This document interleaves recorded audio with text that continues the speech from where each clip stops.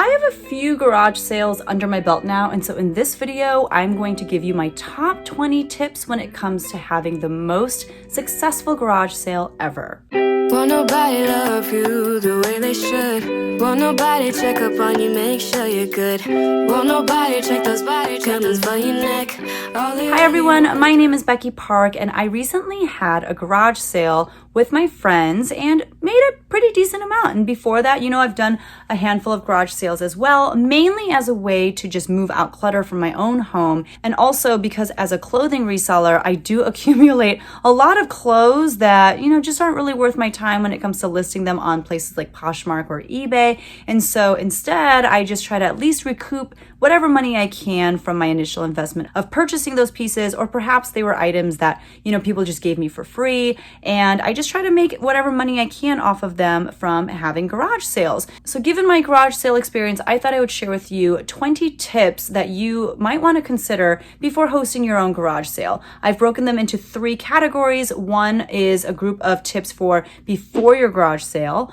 One is a group of tips for during your garage sale. And then finally, after your garage sale. So let's start with some tips that I have for you before holding your garage sale. Tip number 1. Plan your garage sale well in advance so that you have enough time to comb through your entire house to find items for your garage sale, and also just so you have enough time to actually execute the garage sale. You don't want to wake up today and be like, you know what, tomorrow I think I would like to have a garage sale. It probably will not be very successful because you won't have time to find things to put out for sale for your garage sale, and you won't have time to really market the garage sale as well as you should in order to get people there to hopefully buy all the stuff that you're trying to sell. Tip number 2, if you can, try to get other people to do the garage sale with you. There's nothing better for a garage sale, listing on Craigslist or Facebook than the words multi-family garage sale. People like the prospect of a lot of items for sale because chances are there's more for them to buy. So I would ask friends and family if they want to do garage sale with you. And the nice thing about that too is you can kind of share in the work. They can help you set up, they can help you tear down.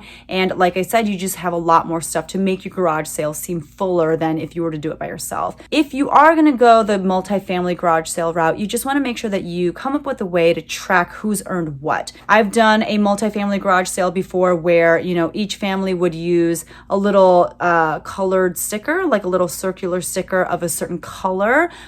This past garage sale, we just used whatever color, but we would just have the initial for the family that was selling that item. So I didn't initial because I had the most items, but my sister-in-law Tina, she would put a T at the bottom of all of her little price tags, and my friend G1 would put a J at the bottom of all of hers. And that way, as people were paying, all I had to do was look for the T or the J or, no initial, and I would know which column to put that amount under. Tip number 3, not only is it amazing to do a multifamily garage sale, but if you can also do it within a neighborhood-wide garage sale, that's even better. The neighborhood that I live in does have an HOA, and typically the HOA does a really great job of organizing a yearly garage sale event where the entire neighborhood is encouraged to have a garage sale, and that way you know that there's going to be a lot of traffic in your neighborhood that day because people want to go to a spot where there are lots of garage sales happening. This year, our HOA didn't do anything, and we even tried reaching out to them, and zilch, nothing, radio silence. So what I did was I reached out to my neighbors using the Nextdoor app, and I just asked people if they knew of when that annual garage sale would be happening. Everyone said they hadn't heard anything, so we just planned it ourselves. If you and your neighbors are on the Nextdoor app, or if you have perhaps some other way of, just kind of reaching out to your neighbors, this is a great way to get a lot of people to your neighborhood on the day of your garage sale if you can convince other people who live nearby to do garage sales on the same day. Tip number 4, you want to market the crap out of your garage sale. Obviously, there's the good old-fashioned putting up signs around your neighborhood and at large intersections, in the days leading up to your garage sale. You don't want to just put those signs up the morning of, but you actually want to pique people's interest even before the sale itself so that they make a mental will know as they drive by your signs that they need to stop back in this neighborhood, when the weekend rolls around. The bigger and better and brighter and bolder that you can make your sign, the better, because chances are, if you are having your garage sale on a popular garage sale weekend day, there's going to be a lot of other signs competing with your sign, so you want to make sure that yours stands out. My garage sale sign this past weekend did not stand out because we got these little dinky ones from Staples, but in years past, I've had friends who helped me make them out of like neon colored poster board. They were huge and bright and very attention grabbing. The only downside to poster board signs is that if it rains, you're kind of out of luck because now your signs look like mush. You also want to market your garage sale online. I still think it's worth it to post your garage sale on Craigslist. I know a lot of people think that Craigslist is antiquated and not really super relevant anymore, but I also post it on Facebook. And not only do I post it, on my personal Facebook, but I will join local Facebook garage sale groups and I will post my garage sale into those groups. I think that I posted information about my garage sale into 13 different groups. There are so many garage sale or like free or for sale type groups on Facebook, and I live in a pretty small town. So if you live in more of like a metropolitan area, chances are there are a ton of Facebook groups that are geared specifically towards things that are for sale. And within those groups, generally they will let you post about garage sales as well, because obviously you have a ton of things up for sale. When you are posting these kinds of listings online, in places like Facebook, on places like Nextdoor, on Craigslist, you want to make sure that your best picture of your garage sale, perhaps of like items that people really care about at the moment, you want to make sure that that picture is first, because depending on where it is that you're posting, sometimes that first picture is the only picture that people will see unless they actually click on the link for your garage sale, and only then will they see other pictures. So you want to make sure that first and foremost, you don't use some sort of like cutesy garage sale graphic, like some sort of clip art, but you want to show an actual picture from your garage sale of items that you will have for sale. For example, I actually got new items for the second day of my garage sale,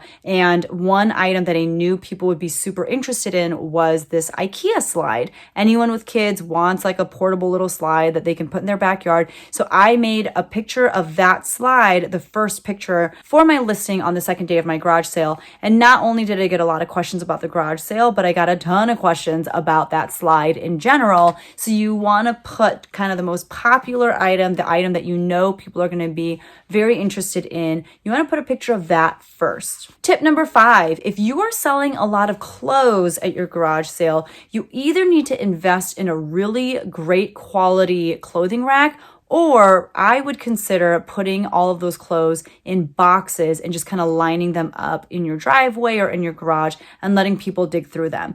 I have had garage sales in the past where I tried to just pack on as many clothes as I could on hangers on really crappy, cheap clothing racks, and what happened was within an hour those clothing racks broke, they fell over, they were not able to support all the clothes that I was trying to put on them. Like I said, I am a clothing reseller, which means that I try to find clothes for as cheap as I can and sell them for as much as I can on reselling platforms like Poshmark, eBay, Mercari, etc. And sometimes I pick up things that actually are not sellable. So I have accumulated a lot of clothes over the years. So what I did this year was I found a ton of large boxes and I put clothing in the boxes according to size. So I would print out signs on paper that said like men's size small, and I would put the piece of paper in a sheet protector and then tape the sheet protector to the boxes so that even as people were like digging in the boxes, they wouldn't accidentally rip off the paper wouldn't get, ruined, and people couldn't see what the size was anymore. And that way I was able to get a lot of clothes out for the garage sale without breaking clothing racks and still having somewhat of an organized way for people to look for clothes.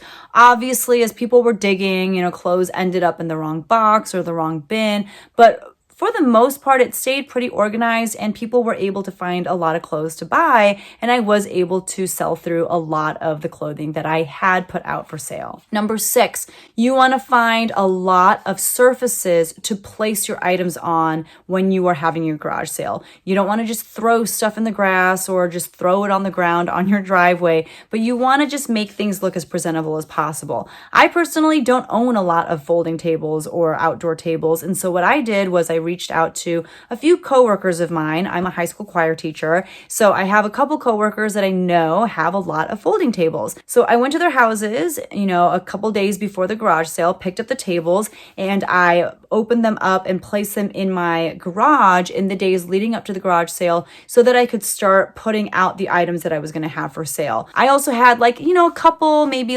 smaller end tables or just cheapo tables that I had purchased from IKEA, and we used those to place a few items on. Any sort of bookshelf or any sort of shelving units that you have in your home that are easily movable, you can put those out to put things like books or shoes on. Anything that you can use so that your items are not simply on the ground. Even tarps are better than just throwing your items in the grass. So for example, we had 3 big tarps, 2 of which I borrowed from one of the friends who was hosting the garage sale from me, and we were able to put the boxes of clothing on the tarps so that if clothes fell out of the boxes, which they inevitably did, they weren't just falling into the grass or on the ground, but they were falling on a tarp. So whatever surfaces you can find, tables, bookshelves, shelves, tarps, anything of that nature to put your items on, get as many as you can. Tip number 7, make it obvious that you have a garage sale going on at your house so that people who are driving by who may not even be looking to, necessarily do any garage selling, they can't help but stop because of the spectacle that you've made with your garage sale. A lot of people will get helium balloons and put them on their mailbox. You can have a sign literally in front of your house that says garage sale. We just kind of put a lot of our bigger ticket items, and especially the bold, colorful children's pieces, any sort of walkers or big kids' toys. We put those kind of lining the driveway so that you would see them as you were walking or driving by. My kids also had a lemonade stand, so you saw them sitting, at the bottom of our driveway. There was just a lot visually to see at our garage sale. I've been to garage sales before where I see it on yard sale treasure map, the morning of or something, so we drive to the house, but I can't tell if there's a garage sale happening or not because everything's in the garage. There aren't any signs, there aren't any balloons, there's nothing really pointing to the fact that maybe I'm supposed to enter this person's garage. It's just very hard to tell. You want to make sure that it's super obvious that there is a garage sale happening. Play some music from a speaker or something. You want to make sure that there's no question that what's happening at your place that moment in time is a garage sale. Tip number 8, invest in good signage. I did talk about this already a little bit, but you want to make sure that you have the biggest, boldest signs leading people to your garage sale. Not only that, but you want to make sure that you have them in as many places as possible. So for example, for my neighborhood, there are a lot of entrances into the neighborhood. So we had a sign at each entrance. On your sign, you want to have the address of your garage sale. You don't just want the sign to say garage sale with an arrow pointing, but they don't know where they're supposed to go. So you want your address to be nice and big on your signs. And if you don't live on a main road or if your house is kind of hard to find, you actually want signs that will continue to direct people to your house. So at every, intersection, just have a sign that says, this way, this is the garage sale. Otherwise, people might, not be able to find it and just kind of give up before they even get to your house.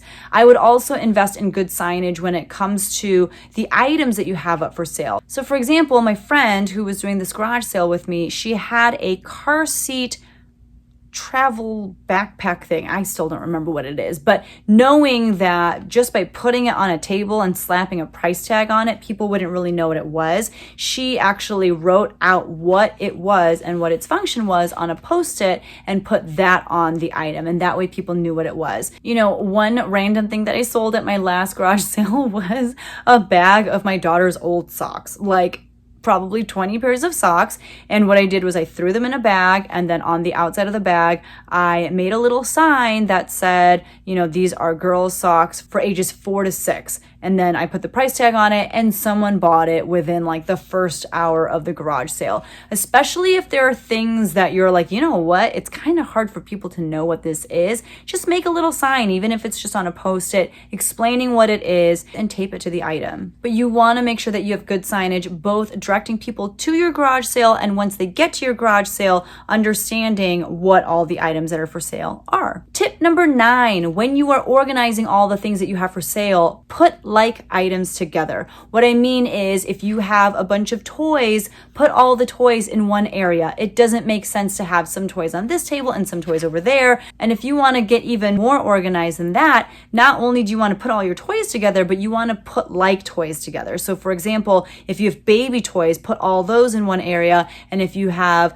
a ton of like Ninja Turtles type things, put those all together. And the reason for that is because if you have an expectant mother coming to your garage sale and she sees all of your baby toys in one area, then she's more likely to buy a lot more of those baby toys if they're all grouped together versus if she has to go on like a treasure hunt looking for all of your baby toys. That's part of the reason too why I decided to take the time to size my clothing and put like sizes in one box rather than just kind of forcing people to dig in random boxes for random sizes. I knew people wouldn't have the patience to do that. So instead, I put all of my extra small women's stuff in one box and all of my men's large stuff in another box. And that way people could search according to their size. So at our garage sale, we had a section of like kitchen stuff. We had a section of like home goods. We had a section of like home improvement type stuff. You just want to keep it as organized as possible so that you are encouraging the people who are shopping at your garage sale to, buy as much as possible because they're finding like items together and in their brain they're thinking, oh, this is a pretty organized garage sale. That's a much better experience than just having stuff thrown all over the place with no sense of organization. Tip number 10, when it comes to pricing, first of all, do it. And second of all, price to sell. There are some people who will have garage sales and they don't want to take the time to price things. They don't want to take the time to put the little stickers or the little price tags on their items, and they just want people to like come up to them with all the stuff that they want and just kind of like make them an offer, or they'll just come up with the price in their head. The reason why I don't like this is because, one, for people like me, I don't want to sit there and like go back and forth with you. I don't want to sit there and negotiate with you. I just want to pay what it is that you're telling me to pay. And I want to have some semblance of what kind of pricer you are. I want to know if you're reasonable or if I'm going to take the time to find these things that I want only to come up to you and have you give me an astronomical number for the price. So one reason why you want to make sure that you take the time to price your items is because if you don't, people like me are just going to walk away before we even really look through stuff because we don't want to go through that process of trying to figure out a price with you. Secondly, you want a price to sell, and the reason for that is because the point of having a garage sale is to get rid of all this stuff. If you price things too high, people will not buy your items and you will be stuck with those items even after your garage sale is over. So you want to make sure that you are pricing items to sell.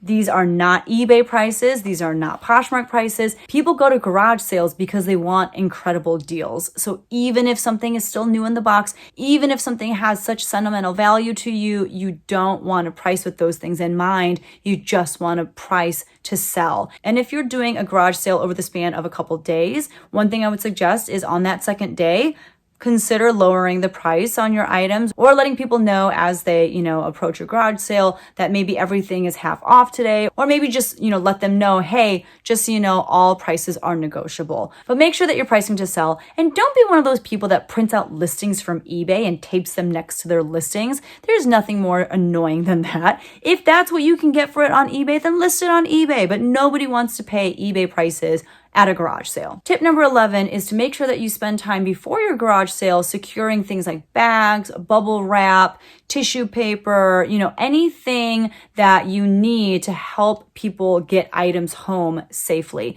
So again, we just kind of went through our entire house and found all the plastic bags that we could. I even actually found a lot of our like little canvas bags that you get for free sometimes from places like the library or the grocery store, because we had accumulated a ton. And that was part of the clutter that we needed to get out of our house. And what better way to do it than to, put people's purchases in a canvas bag and send that home with someone. People loved it. They were like, "Oh my gosh, you're giving me such a nice little tote bag to take home." and I was like, no, I'm so sweet. But really, I just needed to get rid of it. Same goes for if you are selling a lot of glassware, like maybe you're selling a lot of kitchen, bowls or wine glasses, stuff like that. Or you've got a lot of collectible, little glass trinkets, I don't know, ornaments, all that kind of stuff. You want to make sure that you have things to wrap those items in, whether it's, craft paper, tissue paper, bubble wrap, etc., because you want to make sure that you give your buyers a good experience. Even though chances are they're never going to come back to your house again, you still want to make sure that, whatever it is that they paid for gets home safely. So definitely make sure that you locate such items before your garage sale and that you have them in an area of your garage sale where you can bag up people's purchases. My last tip for you when it comes to prepping before your garage sale is to make sure that you have lots of change. Not only do you want to have smaller bills like ones and fives and, some quarters and stuff, but you want to make sure you even have some tens. Thankfully, my kids and my friends' kids who were running the garage sale with me, they were running a lemonade stand. So there were times when we were completely out of tens and fives and people just kept paying with 20s. And I felt so bad at the prospect of having to give them 19 ones. So thankfully, we were able to make change with the kids' lemonade stand money, but you don't want to run into that problem. So you want to make sure that you have a lot of not only ones, but even fives and 10 so that you can make change for those people who come with a bunch of 20s instead of, ones and fives. The next set of tips that I have for you are tips for during your garage sale. So tip number 13 is you just have to know that people are going to show up to your garage sale early. I advertised my Saturday garage sale as starting at 7 o'clock and I was out there at 6:10, and I kid you not, people started coming into my driveway at 6:10 on the dot. As soon as they saw that garage door open and they saw me come out, they got out of their cars and started coming towards my driveway. It is inevitable. People will come early because they want to get the best deals, and they know that the only way to do that is to be the first one to look through your items. So rather than getting frustrated or upset about it, just try to be as prepared as possible before the garage sale even starts. Like I told you earlier in the video, we had all of the tables that I had borrowed from coworkers in my garage already with all of the items on them. And then in between the tables, I had all the bigger items that I was planning on picking up and putting on the driveway. And so all we had to do once the garage door went up was just pick up those larger items, like our mini fridge, like the big, kids' toys, like the walkers and the little scooter things. And all we had to do was pick them up and put them on the driveway. So there wasn't that much setup required, so it wasn't as stressful with, the early bird shoppers. Tip number 14 is to try and do something fun in conjunction with your garage sale. So like I mentioned earlier, my kids and my friends' kids who were running the garage sale with me, they did a lemonade stand and they, decided to give all of their proceeds to a local homeless shelter, which I thought was really sweet. And it was something that, again, helped draw people into the garage sale. And it was a great thing for my kids to do too, it was a great way for them to, learn how to speak to strangers and just how to be little business people. It was really cute. And who doesn't love a good lemonade stand? Tip number 15, this is very obvious, but during the garage sale, just be as friendly and as helpful as you can to everyone who shops your garage sale. As people are walking onto the driveway, just make sure that you greet them with a big smile on your face. I'd always say good morning, how are you? And it just puts them in a better mood and makes them want to shop from you, even if maybe they don't need anything that you're selling. I know when I go garage sailing, I tend to buy more from friendly people than those who don't even greet me when I come their way. And the more helpful you can be, the more sales you're going to make. Not only that, this is kind of like a sub tip under that tip, but if you are selling a lot of appliances or things that need to be plugged in, make sure that you have some sort of outlet that people have access to if they want to try things out. If they want to try out your vacuum and make sure that it works, if they want to try out your iron and make sure that it heats up, just make sure that they have access to a plug and don't get all irritated if someone asks you, does this work? That's a legit question to ask, probably you're selling something that's been used and it's obvious that it's been used. So, rather than being snarky about it, just let them know, yeah, it definitely works. We tested it, but if you want to test it yourself, you can go ahead and plug it in that outlet right there. Just be as courteous as possible, be helpful, and I guarantee you will make more money that way. Tip number 16 is to store all of your money in a fanny pack. I know that seems super lame, but I found a great deal of comfort in knowing that I wasn't leaving all of my money in like a money box, especially if, you're working your garage sale on your own and you have to get up and, help people plug things in, things of that nature. If you can keep your money on your person at all times, it's just a little bit safer that way. Tip number 17 is kind of along the same lines, is that if you are selling anything of great value, I would consider keeping those items at the table that you're stationed at. So if there's like the go-to table where people go to pay, where people go to, bag up their items and whatnot, that's where I would keep those items just so no one can like snatch those things and walk off with them. Tip number 18 is to help buyers bundle. And this is what I mean by that. At our garage sale, we had one, small white circular table that didn't really have anything on it, but it was just where I would put people's stuff if I noticed that their hands were getting full. So if, someone was shopping and digging through the boxes of clothing and I noticed that they, had a lot of stuff in their hands, I would walk up to them and I would say, hey, do you want me to put your stuff up at the table so that you have your hands free to shop with? And they'd be like, yes, of course, because it's easier to shop if you're not like, doing this with like 8 billion things in your hands. Same would go for people who were looking at anything really, books or, if they had anything kind of heavy, I would just go up to them and offer to hold it at the table so that they could continue shopping. Another thing you could do is go up to people who have a lot of things in their hands with bags and tell them, hey, do you want this bag to put your items in while you're shopping? Because again, it's going to make it easier for them to have their hands free to buy more. And that's what you want. Or, another way to think about bundling is if you see someone who is shopping for newborn clothes, you could also say, hey, just so you know, I also have some newborn diapers over there that haven't been opened. If you're interested, chances are they will be. Just think strategically about what it is that you see them looking at and what else they might need based off of what it is that they're, currently shopping at that moment. Tip number 19 is towards the end of your garage sale, look around and see what you still have for sale. And if there's anything that you want to list on places like Facebook Marketplace or on eBay or a Poshmark, go ahead and start taking pictures of those items at that time. So we unwisely did a garage sale most recently on Saturday and Sunday. And the only reason we did it on Sunday was because we couldn't do it on that Friday because Friday was raining all day. So we decided to try Saturday and Sunday. Saturday was amazing. So many people came.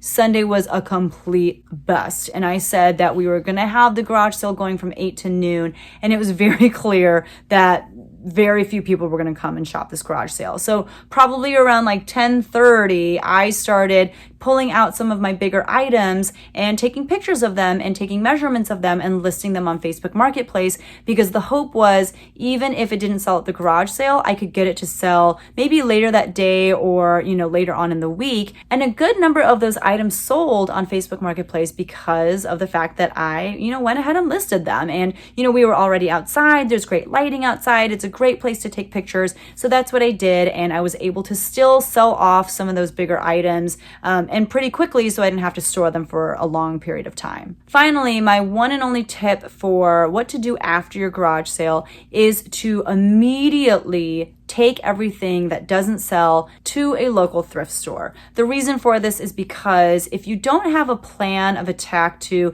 go ahead and donate everything that didn't sell, chances are those items are going to make their way back into your house or just take up space in your garage, space that could be better used for other items that you actually use. So for us, what we did was as soon as the garage sale was done, we just went ahead and loaded everything into our cars and drove them to our local thrift store so that those things would never make their way into our home again. Those were my 20 tips for having a successful garage sale. Let me know if you guys have any other tips that I missed. I'm sure that you do, and leave them in the comments below. And if you're checking out this video, trying to learn tips on how to have a successful garage sale of your own, not only do I recommend that obviously you watch this video, which you already did because you're here, you're at the end of the video, but I also recommend that you go down into the comments and read what other people had to say, because while I feel like I've had a few successful garage sales of my own, I think that other people will have really valuable information to share as well. So make sure that you read those comments, comment below if you, like I said, have